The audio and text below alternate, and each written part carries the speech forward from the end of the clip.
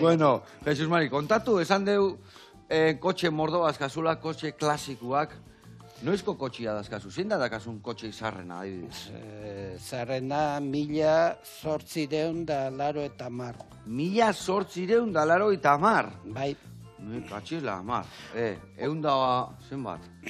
Ja, eunda berrogei urteko kotxia? Ja. Eta ze auto da hori? Hoi, elektrikoa. Elektrikoa gainea? Eta guain modernua gehala? Elektrikoa eta vaporea erderaz esplosioko motorra etortzeako aurretio zien. Elektrikoa atazanen, Parixen, media bat, karrera bat eten ia eun eintzon. Gara joitan. Kotxe elektrikoan burua ustea izan da beti orduan bateiek o akumulador esaten zaio erderaz etzan rekuperatzen, zatik sistema kargatzekoa zan dinamoa. Dinamo sistemea. Oain da alternadoria dana. Eta oain da alternadorea eta asko zerrezabo rekuperatzen do. Eta zuk aipatu ezu Alfonso Amairu garrena, badakazu kotxe bat beak eukitakoa, o ez bea ibilitakoa? Ni dauket bea ibili izandakoa. Kotxe bat hemen eintzana izena Donosti jarri ziren. Kotxeak beak Donosti izena du? Donosti izena du.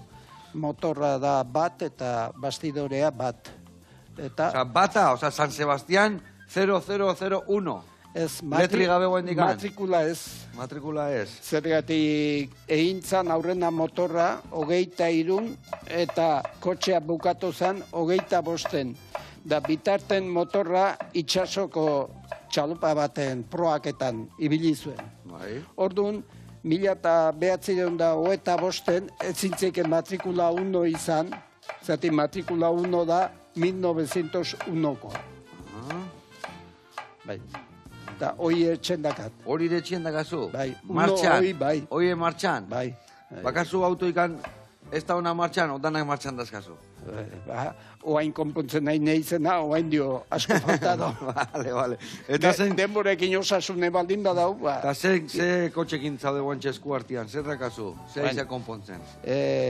Hispano lau bost bat ola intzien karreratako.